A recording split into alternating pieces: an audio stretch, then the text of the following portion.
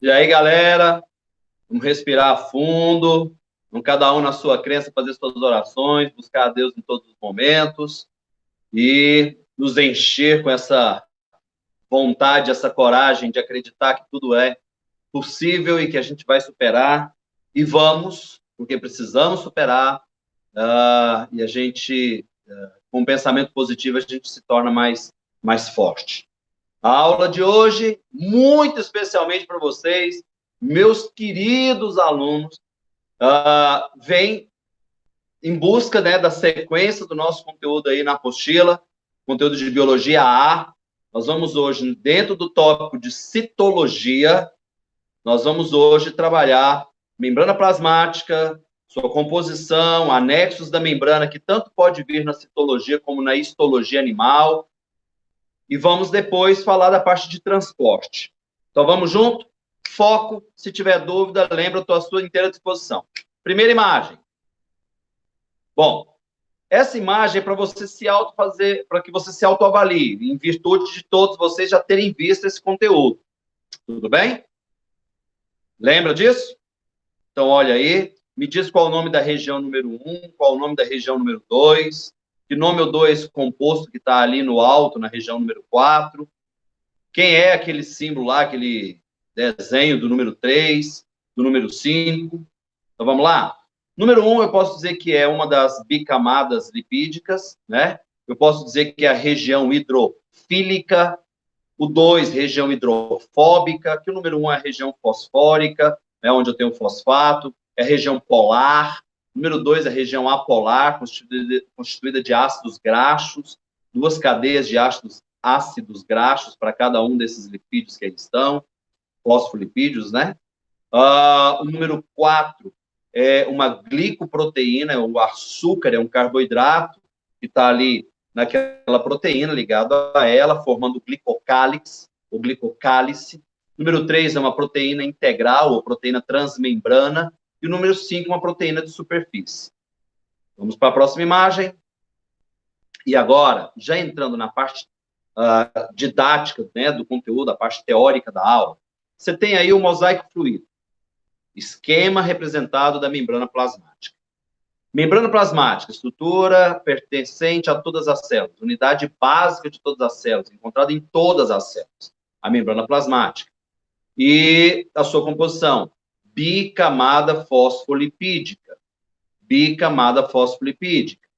onde eu tenho duas camadas de fosfolipídios pressionando uma sobre uma outra, fazendo dessa forma cumprir a função de permeabilidade seletiva.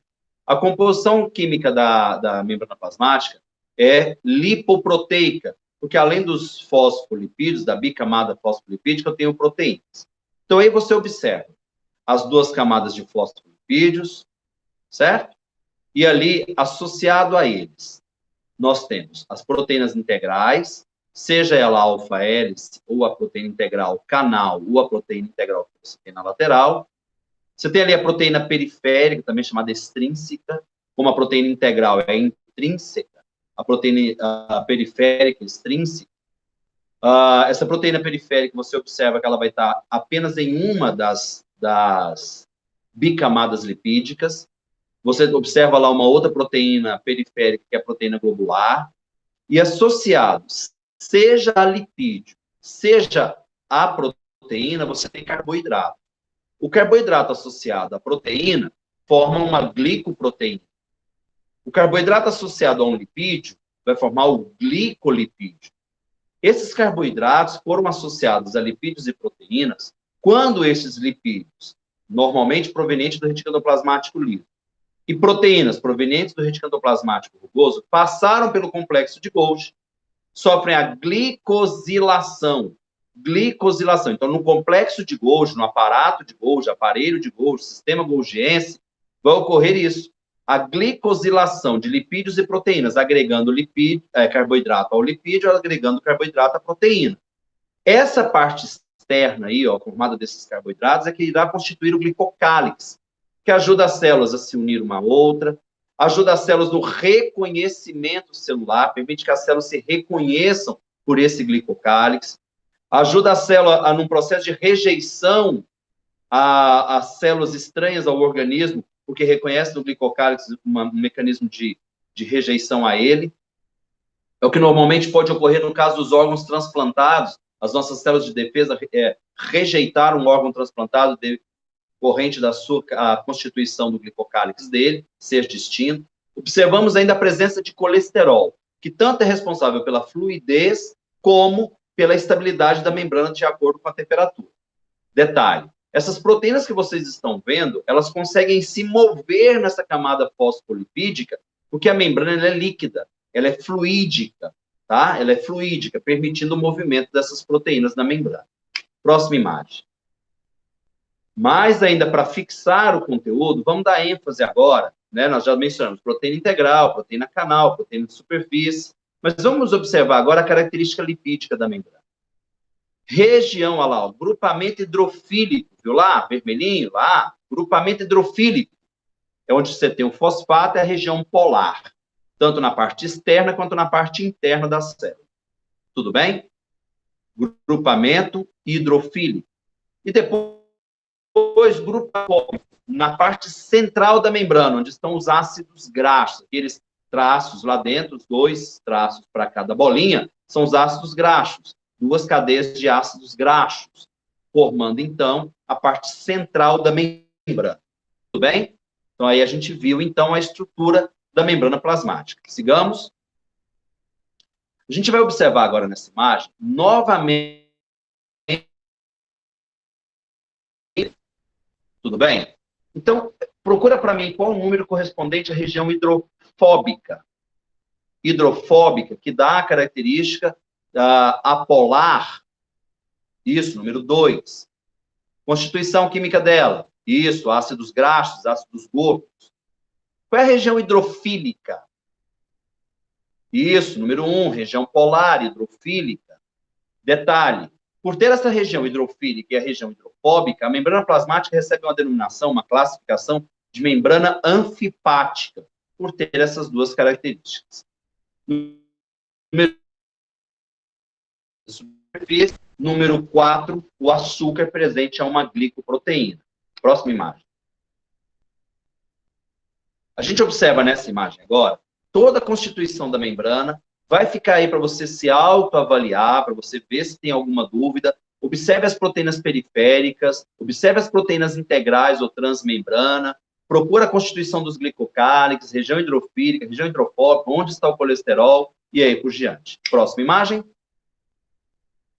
Nessa, eu estou te pedindo para você me dizer quem são essas alterações que a membrana sofreu nas estruturas 1, 2 e 3, e a função de cada uma delas. Recordou? 1, microvilosidades. Tá? Qual é a finalidade de uma microvilosidade? Se aqui eu tenho uma estrada, e essa estrada é uma estrada contínua, é uma estrada mais curta. Se essa estrada fosse uma estrada com ondulações, com serrações, você teria uma estrada mais longa. Então, a finalidade de criar essas microvilosidades é aumentar a superfície de contato e, consequentemente, a absorção de nutrientes. Característica comum no intestino delgado, tá? Lá na região do jejum.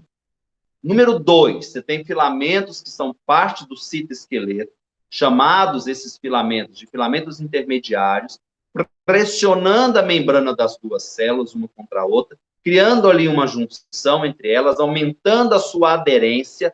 É uma junção de aderência, de ancoragem, tá? Chamada desmossomos. Desmossomos.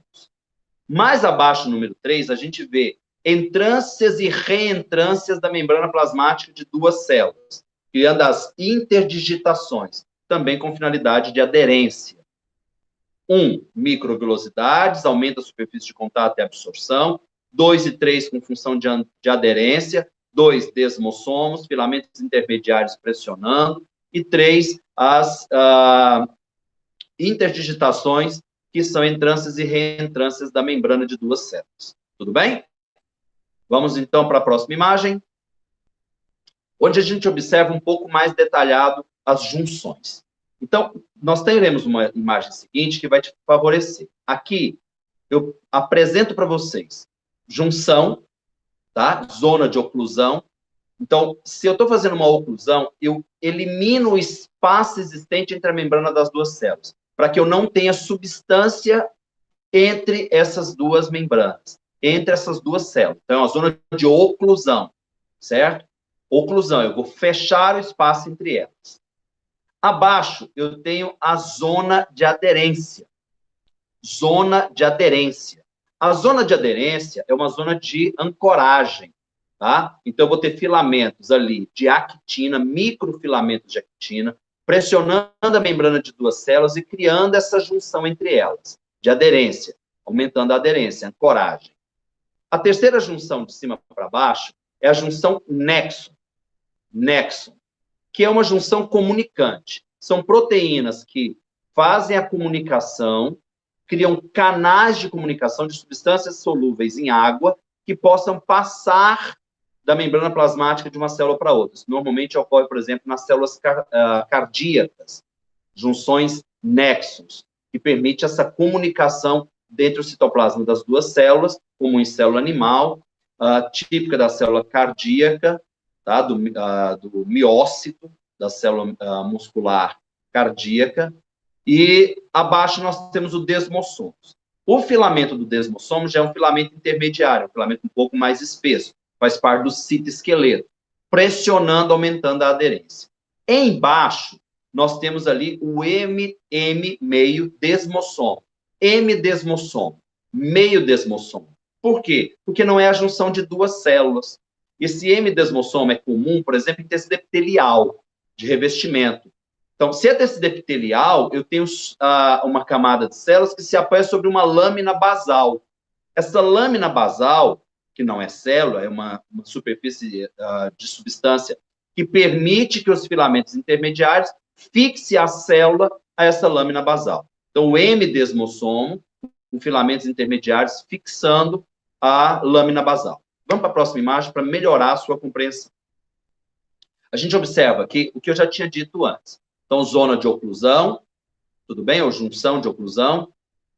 A segunda, de cima para baixo, junção de aderência ou ancoragem. Portanto, nessa junção, eu vou ter microfilamentos de actina. Na de baixo, na terceira de cima para baixo, eu tenho os desmossomos,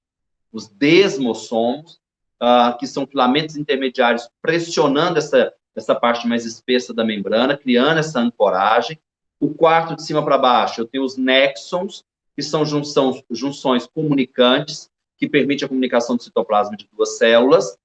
E embaixo, aí eu apresento para vocês, tá? O mais escuro, que vai estar, que é caracterizado pelo M-desmossomo, por filamentos intermediários, e o mais clarinho, junção de ancoragem, também característico, só que agora com microfilamentos de actina, para ajudar a fixar essa célula, geralmente na lâmina basal, em virtude do tecido epitelial. Lá em cima, nessa célula, você vê também as microvilosidades, que é uma alteração da membrana plasmática. Tudo bem? Sigamos. Bom, o que eu quero agora? A gente está saindo da parte de membrana, na sua estrutura e nas suas especializações, para passar para a parte de transporte. Então, antes de entrar no transporte propriamente dito, eu quero que você me diga, eu tenho aí 3 concentrações, né? 0,9% de NaCl, água mais 1,5% de NaCl e água destilada. Qual dessas 3 soluções, comparando uma com a outra, ela é menos concentrada? A menos concentrada, água destilada. E qual que é a mais concentrada? Perfeito, 1,5% de NaCl. A 0,9 é justamente a concentração de NaCl em relação ao plasma sanguíneo e às nossas células humanas. Então, as nossas células, elas vivem numa concentração de NaCl de 0,9%. O que a gente tem que entender com isso? Quando você vai no hospital e vê alguém tomando um soro fisiológico, você vai ver que a concentração dele lá, se olhar no recipiente, é 0,9%. O soro que você usa para pingar nos olhos, quando você caiu alguma sujeira no olho. Então, o soro fisiológico, 0,9%. É uma solução isotônica em relação às nossas células. Isotônica, de igual concentração.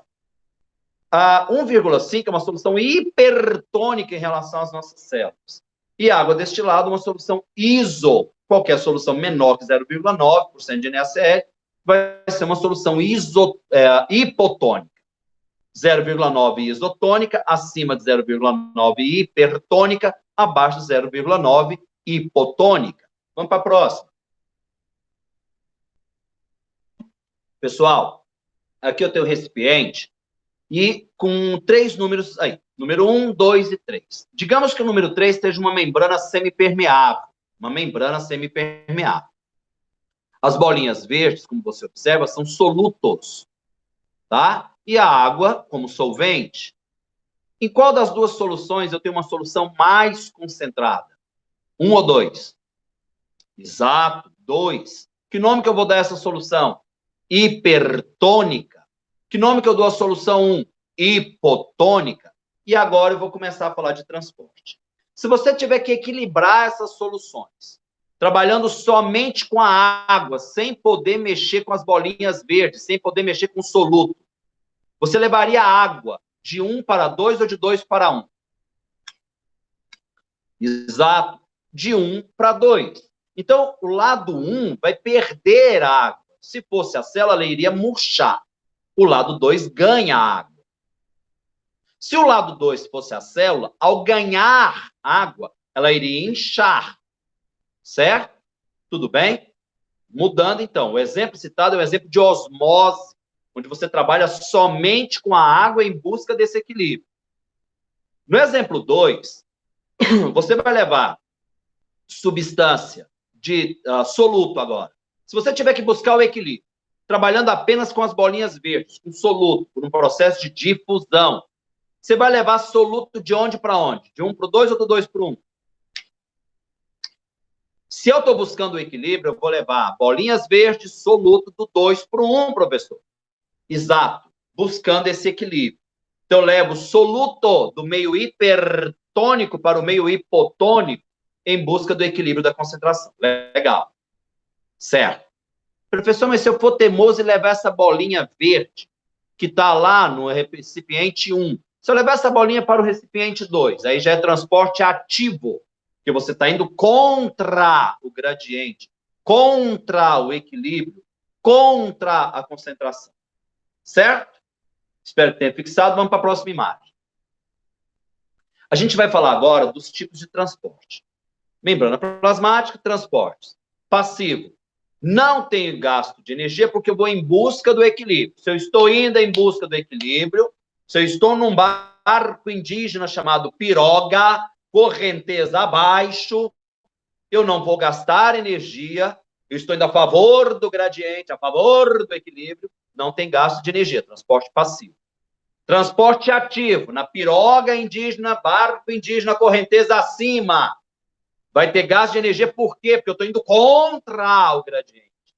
Se eu estou indo contra o gradiente, transporte ativo, eu vou contra o equilíbrio. Professor, mas por que uma célula iria contra o equilíbrio? Porque muitas vezes ela prefere gastar energia para manter o seu potencial de membrana, como no caso dos neurônios, em virtude de ter uma concentração diferente de sódio e potássio, para que ela possa, então, receber o estímulo nervoso. Professor, e esse transporte quantidade? Também chamado de transporte em bloco ou transporte em massa, que são os casos das endocitoses, entrada de substâncias por fago ou pinocitose, e a exocitose, que é o processo de eliminação de substância da célula, substâncias grandes. Sigamos. Bora me enunciar isso. Observe essa imagem. Tudo bem nela? Tem um detalhe a ser ressaltado. Está aí embaixo, ó. Difusão e transporte ativo. Difusão e transporte ativo. Difusão simples. Você está vendo que eu estou passando substâncias pela camada lipídica, que tanto eu posso estar entrando, como eu posso estar saindo da célula. Existem algumas proteínas, como no caso da proteína canal, que alguns autores citam como exemplo de difusão simples. Certo? Como exemplo de difusão simples. Ok? Alguns autores já vão dizer que difusão simples não tem participação de proteína. Mas hoje, de uma maneira um pouco mais minuciosa, é considerada difusão simples quando se passa, por exemplo, por uma proteína canal. Proteínas carreadoras, observa com atenção. Na difusão facilitada, é um transporte passivo.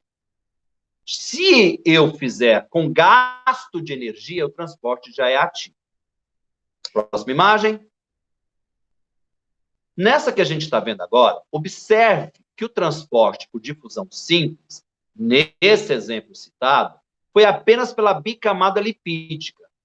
Só pela bicamada lipídica, bem no comecinho da imagem. Difusão simples. Ele não demonstrou nenhuma proteína participando do processo. Ok? Já no transporte ativo, por transporte passivo, por difusão facilitada, com auxílio de proteína, eu tenho proteína de canal e proteína transportadora. Por que eu estou te mostrando essas duas imagens? Para você ter uma atenção e um cuidado que há divergência de autor, e isso também é apresentado nas provas. Essa divergência muitas vezes cai na prova. Você vai ter que ter bastante atenção e ir por eliminação para chegar na resposta. Transporte passivo, difusão facilitada.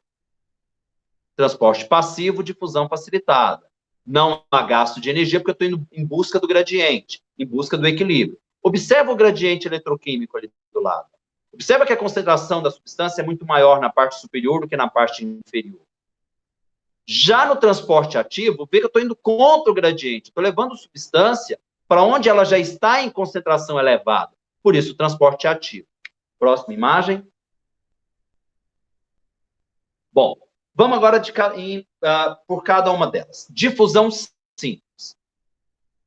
Transporte passivo, dissoluto, a favor do gradiente de concentração, em geral usando a parte lipídica da membrana ou, para alguns autores, proteína canal. Sempre em busca do equilíbrio, sempre em busca da concentração. Difusão simples. Quais as substâncias realizam difusão simples?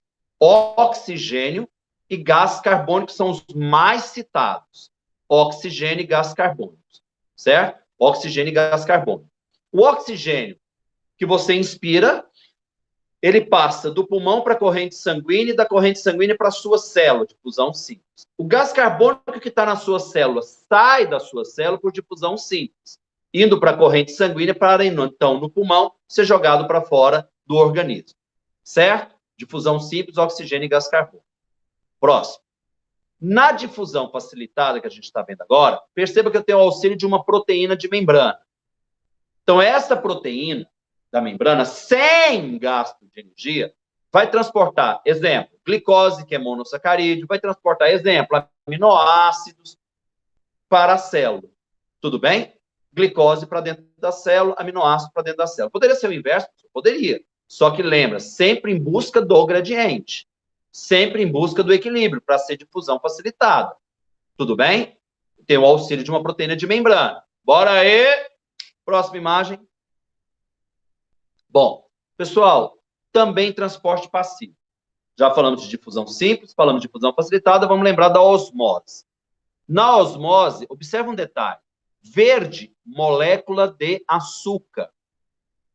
Verde, a bolinha verde. As bolinhas pretinhas estão sendo consideradas como molécula de água.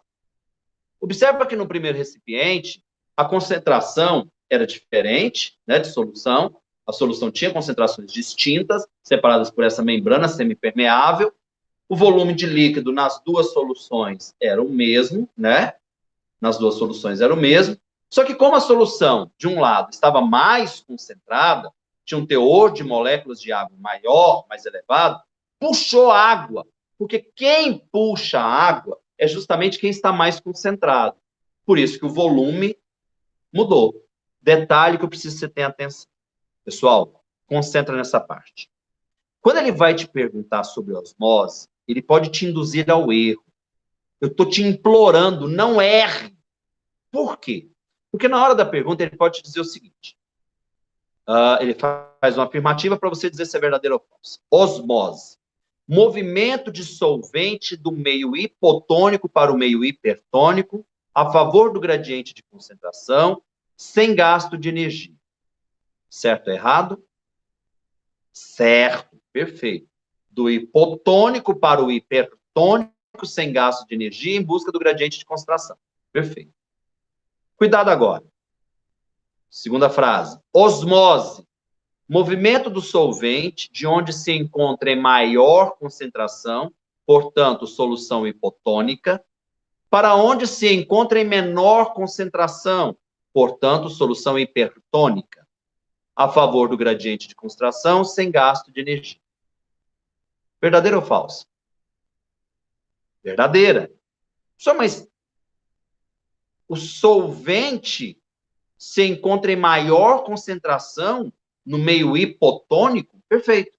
É justamente por estar em maior concentração que a solução é hipotônica, porque quanto mais água você coloca numa solução, mais diluída ela vai ficar. Menos concentrada essa solução ficará. Quanto mais água você coloca no suco, menos concentrado o suco fica. Tudo bem? Então, cuidado com isso. Observa se ele falou da concentração da solução ou da concentração de solvente na solução. Próxima imagem. Aí, pessoal, aqui a gente está vendo o transporte ativo. Falamos dos 3 transportes passivos: difusão simples, difusão facilitada e osmose. Transporte ativo.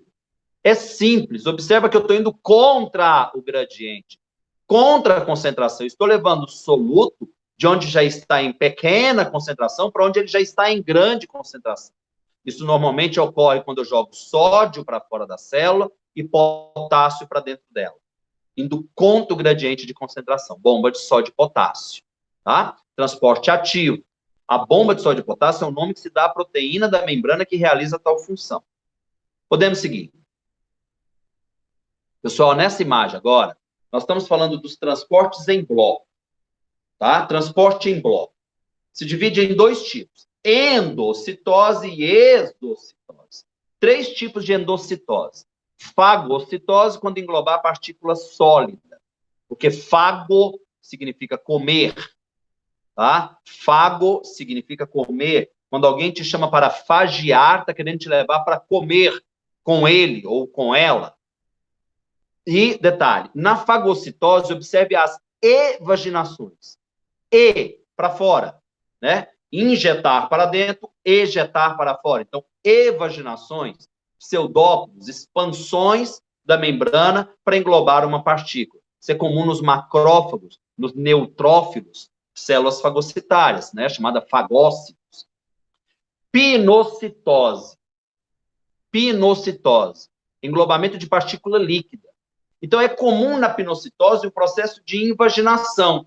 Por ter uma invaginação, né? A substância líquida cai nessa invaginação e acaba sendo englobada, formando o pinossomo, né? Se fosse sólido, fagossomo. Como é líquido, pinossomo, ou também chamado vacúolo alimentar. Endocitose por receptores. Então, é comum a gente ter na membrana receptores.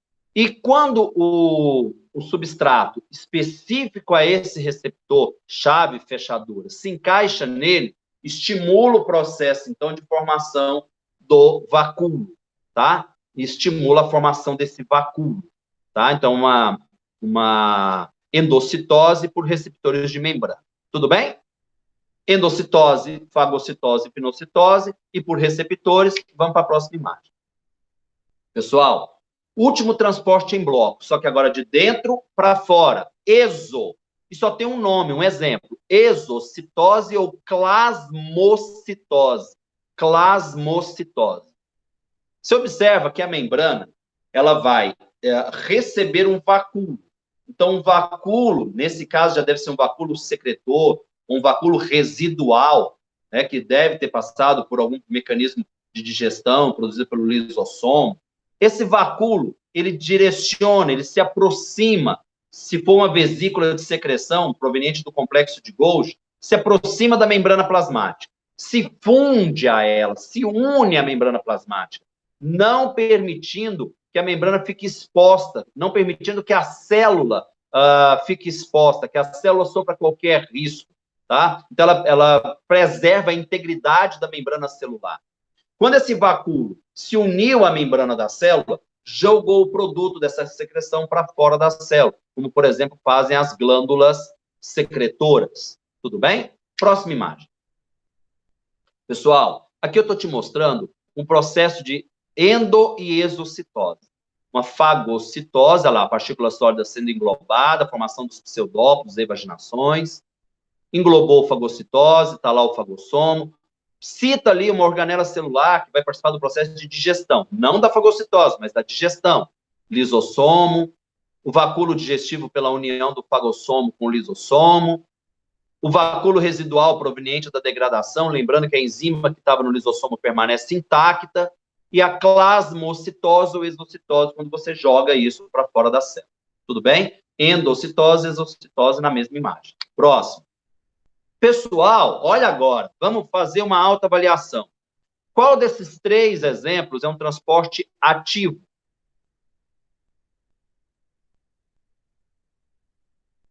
Isso, número 3. Por quê? Porque eu estou indo contra o gradiente. Perfeito.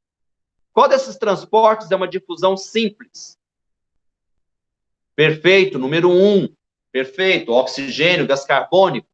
E no caso número 2, um transporte por difusão facilitada, onde eu tenho uma proteína de membrana favorecendo a passagem de substância. Próxima.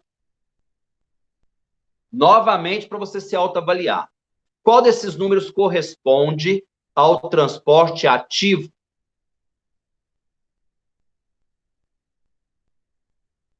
Isso, 6. Número 6, transporte ativo. Estou indo contra o gradiente. Observa. Número 7, parte lipídica da membrana. Observa que nessa imagem ele já coloca o número 3 como transporte passivo por difusão simples. O 3 são 2 exemplos de difusão simples. Olha, ele considera que essa proteína aí da membrana não é uma proteína, deve ser uma proteína canal, não é uma proteína carreadora, e para esse autor, para essa questão, o número 1 é uma proteína canal. Então, ela está realizando um transporte de difusão simples. Então, número 3, difusão simples, tanto pela parte lipídica como pela proteína canal.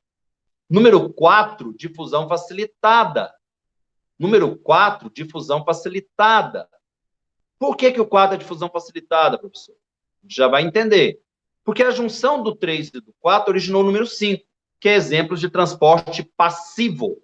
Número 5, exemplo de transporte passivo. 3, difusão simples, 4, difusão facilitada.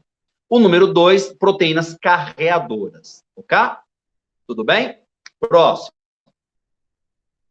Quase concluindo. Pessoal, a gente precisa entender que se a célula ganhou ou perdeu líquido, ela vai alterar seu volume. Então, eu vou começar com osmose na célula vegetal, tudo bem? Que é a parte de baixo aí. Observa que a primeira solução, ela é isotônica.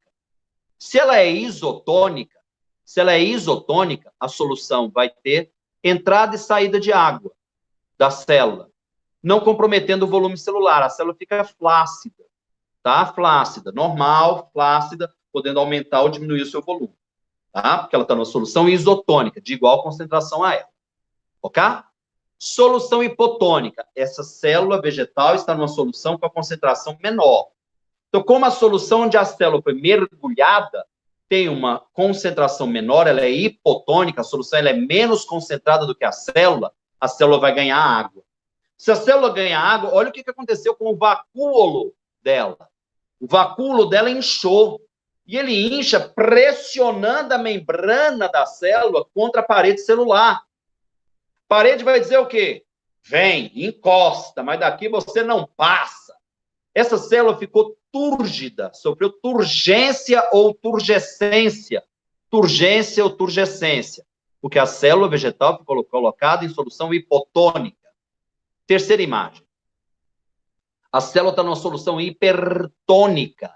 Se a solução é hipertônica, a célula perde água. Se a célula perde água, observa lá a célula, a seta vermelha bem nítida, perdendo água, observa o vacúolo murchou. Se o vacúolo murchou, se ele secou, perdeu água, a membrana plasmática se distancia da parede celular, tendo até um rompimento ali da lamela média, que é esse espaço e a substância existente entre a membrana plasmática e a parede celular, ela murcha dessa forma, certo? Ela murchou, ok? Quando ela murcha, ela fica plasmolizada. Plasmólise. Uma forma de você memorizar. Lembra de alguém assim, imenso, grandão? Gordo, né? Orgulhosamente gordo, pronto. É uma célula túrgida, um indivíduo túrgido, inchado, cheio. Lembra de alguém magrinho, seco? Isso, bem mais isso, seco, pele e osso, quase. A gente costuma brincar assim, né? Pronto, esse é um indivíduo plasmolizado, para você memorizar, sofreu plasmólise, murcho. Tudo bem? Acima a gente tem a célula animal, mas especificamente a hemácia. Antes um pouquinho, deixa eu lembrar um detalhe importante. Na célula vegetal que está aí, essa célula que está murcha, se eu colocar ela novamente numa solução hipotônica e ela receber água novamente, ela sofre uma deplasmólise. Tá? Ela sofre uma Não, continuando lá mesmo. Ela vai sofrer uma deplasmólise. Quando a gente organiza isso aí. O que vem a ser essa deplasmólise? É quando essa célula vegetal que está murcha recebe água, voltando a ficar isotônica. Tudo bem? Na osmose de célula animal, o que a gente vai observar? Aí a gente tem como exemplo a hemácia, que é o que mais cai. Hemácia meio isotônico. A água entra, a água sai, a célula permanece com seu volume inalterado. Se eu colocar essa hemácia, esse eritrócito, numa solução hipotônica, portanto, menor do que 0,9% de NaCl. Isotônica, igual a 0,9% de NaCl. Hipotônico, menor que 0,9%. A célula mais concentrada, a solução menos concentrada. A célula vai ganhando água e vai inchar, podendo se romper, sofrendo um processo chamado hemólise. Hemólise. Se for numa outra célula animal, que não é hemácia, recebe o nome de plasmoptise. Plasmoptise, rompimento, a célula eclode, estoura, vamos usar um termo popular, espoca, tá? Plasmoptise e nas hemácias hemólise. Se a hemácia, o eritrócito, tá aí, ó, terceira imagem, for colocada numa solução hipertônica, ela vai perder água. Ao perder água, ela vai murchar. Isso sofre um processo que recebe a denominação de crenação. Então, a hemácia sofreu crenação, ela murchou. Tudo bem? Cuidado com esses termos. Isso é cobrado. Próximo. Pessoal, aqui tem um mapa de estudo, um mapa de estudo mental, para você depois dar uma olhada, fala de composição, fala dos tipos de transporte, fala das funções, e convém você dar uma olhadinha para te ajudar a memorizar os conteúdos. Nós estamos encerrando a aula de membrana plasmática e transporte, conto com vocês sempre, e lembrem, pode contar comigo, qualquer dúvida, estou à inteira disposição. Bem, para fechar nossa aula, eu queria só que vocês refletissem que o dia pode estar sendo difícil para a gente? Pode. Com certeza pode. Mas a gente tem a consciência que tem muitas, mas muitas pessoas com uma dificuldade muitas vezes maior do que a gente tem passado. Um grande abraço. Fiquem com Deus.